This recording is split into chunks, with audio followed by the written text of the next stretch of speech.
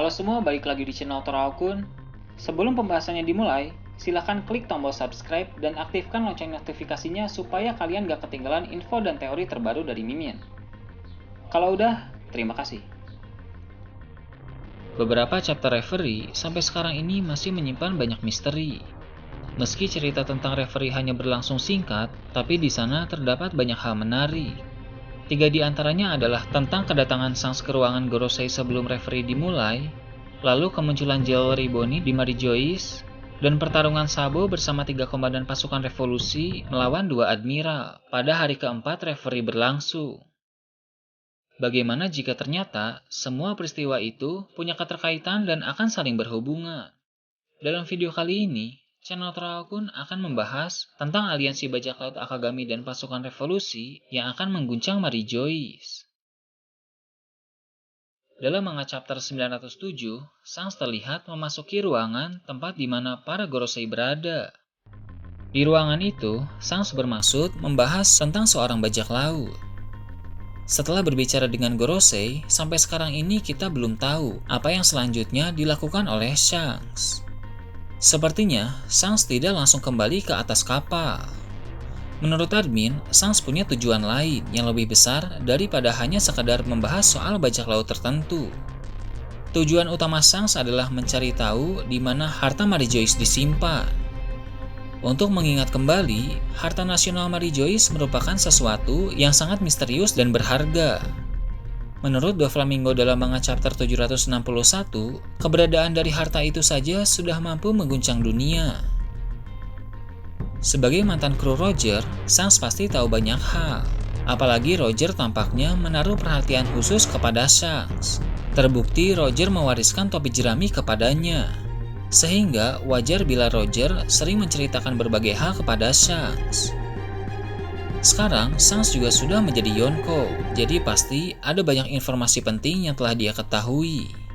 Soal harta nasional Mary Joyce pun pasti telah diketahui oleh Shanks, dan disadari betapa bahayanya harta itu jika digunakan untuk hal buruk. Sepertinya, harta nasional Mary Joyce berhubungan dengan topi jerami raksasa di Mary Joyce. Alasannya adalah, usai Doflamingo berbicara tentang harta itu dalam manga chapter 906, Shin langsung beralih ke Im-sama yang memasuki ruangan tempat topi jerami raksasa itu disimpan. Eiichiro Oda sepertinya ingin memberitahu secara tidak langsung bahwa perkataan Doflamingo dan topi jerami raksasa itu saling berhubungan. Doflamingo bilang harta itu akan membusuk. Jadi, sepertinya topi jerami raksasa itu bukanlah harta karun yang dimaksud, karena aneh bila benda seperti itu bisa membusuk. Mungkin harta nasional Mary Joyce adalah pemilik topi jerami raksasa itu yang juga berada dalam ruangan itu. Makanya ruangan itu tampak beku karena untuk membekukan tubuh sang pemilik topi jerami raksasa itu. Jadi mungkin orang atau makhluk yang memiliki topi jerami raksasa itu memiliki kekuatan besar dan makhluk itu bisa dikendalikan oleh orang lain dengan syarat tertentu. Untuk sekarang, makhluk itu sedang tidak sadarkan diri, tapi tidak mati karena dia membeku. Suatu saat pemerintah dunia berniat mengendalikannya untuk memanfaatkan kekuatan besar yang dia miliki. Shanks mungkin tidak tahu pasti terkait detail soal harta nasional Mary Joyce. Oleh karena itu, untuk mencari tahu lebih lanjut dan untuk memikirkan apa yang akan dia perbuat pada harta tersebut, Shanks ingin melihat sendiri seperti apa harta karun itu. Kastil Pangea di Mary Joyce cukup besar, dijaga ketat dan sangat sulit untuk mencapai ruangan bawah tanahnya. Oleh karena itu, Shanks perlu waktu berhari-hari untuk menjalankan rencananya dengan hati-hati. Berdasarkan manga chapter 925, pada hari keempat saat referee berlangsung, terjadi bentrok antara Sabo dan 3 komandan pasukan revolusi melawan 2 admiral. Alasan mereka bertarung karena Sabo dan kawan-kawan ingin menolong Kuma, tapi dihadang oleh 2 admiral. Mengingat 2 admiral sangat kuat dan di sana juga banyak angkatan laut dan CP0, maka 2 admiral pun menang melawan Sabo dan kawan-kawan. Tentu Shanks yang sedang menyusup di sana pun mendengar soal kekacauan itu. Pada saat 2 admiral pergi ke ruangan medis untuk memulihkan diri, Sabo dan kawan-kawan yang terluka pun hanya dijaga oleh para angkatan laut biasa. Sans yang melihat keadaan memanfaatkan situasi untuk menolong Sabo dan kawan-kawan. Misi mencari harta nasional Mary Joyce pun ditunda karena Sans lebih memprioritaskan untuk menyelamatkan Sabo. Sans memakai Hoshioku Haki untuk membuat pingsan orang-orang yang menjaga Sabo dan kawan-kawan. Untuk memudahkan menolong mereka, Sans menghubungi seorang rekan melalui Denden Mushi. Rekan yang admin maksud adalah Jewelry Bonnie yang juga berada di Mary Joyce. Sepertinya, Jewelry Bonnie telah beraliansi atau menjadi bawahan Shanks. Ada dua cara bertahan hidup bagi bajak laut di dunia baru. Yang pertama, tunduk kepada salah satu Yonko, atau yang kedua, harus melawan Yonko. Jewelry Bonnie sekarang telah kehilangan anak buah karena beberapa kali dia terlihat sendirian, sehingga sulit baginya untuk bertahan di dunia baru tanpa bernaung di bawah nama besar. Diketahui juga bahwa Jewelry Bonnie membenci Kurohige. Jadi, dengan mengetahui permusuhan antara Shanks dan Kurohige, Jewelry Bonnie bisa mengambil keputusan untuk menjadi bawahan Shanks dengan harapan suatu saat bisa balas dendam kepada Kurohige. Shanks akan meminta Bonnie untuk mengubah Sabo dan kawan-kawan menjadi anak kecil agar mereka gampang untuk dibawa.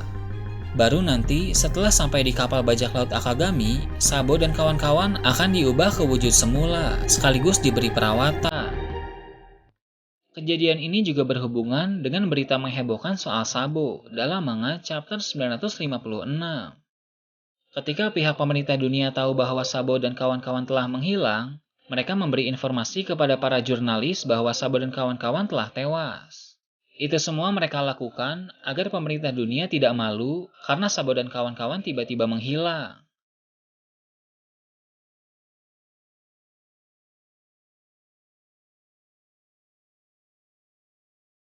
Ketika Sabo dan kawan-kawan telah pulih, mereka akan diminta untuk memberitahu di mana markas mereka sekarang, agar mereka bisa diantar pulang sekaligus Shanks ingin bertemu dengan Dragon. Walau pada awalnya Sabo ragu-ragu untuk bilang markas mereka sekarang berada di Pulau Kamabaka, tapi dengan beberapa pertimbangan pasti Sabo akan mengatakannya. Dulu, saat masih kecil, Luffy pasti sering cerita tentang Shanks, sehingga Sabo akan mempercayainya. Ditambah lagi, nyawa Sabo dan kawan-kawan baru saja diselamatkan, sehingga tak ada alasan untuk tidak mempercayai Shanks. Di Pulau Kamabaka, Dragon pasti terkejut ketika melihat Sabo datang bersama bajak laut Akagami. Tapi Dragon juga akan lega karena Sabo dan kawan-kawan masih hidup. Shanks akan berbicara dengan Dragon tentang menggabungkan kekuatan. Dengan kata lain, Shanks ingin bajak laut Akagami beraliansi dengan pasukan revolusi. Ada beberapa alasan mengapa aliansi bajak laut Akagami dan pasukan revolusi akan terjadi. Kekuatan-kekuatan besar di dunia telah semakin kuat. Kaido dan Big Mom sedang beraliansi. Angkatan Laut dan pemerintah dunia punya unit baru bernama SSG. Kurohige pun semakin gencar memburu buah iblis. Dengan begitu, baik bajak laut Akagami maupun pasukan revolusi perlu juga untuk menambah daya tempur. Lalu, Shanks juga akan setuju dengan rencana Dragon untuk menggulingkan Tenryubito. Karena itu artinya, cepat atau lambat mereka akan menyerang Mary Joyce. Shanks pun masih ingin mencari harta nasional Mary Joyce dan akan menjadi lebih mudah jika ada Dragon yang membantu. Dragon pun mungkin akan tertarik dengan harta karun itu. Aliansi ini pun akan memberikan dampak besar bagi dunia.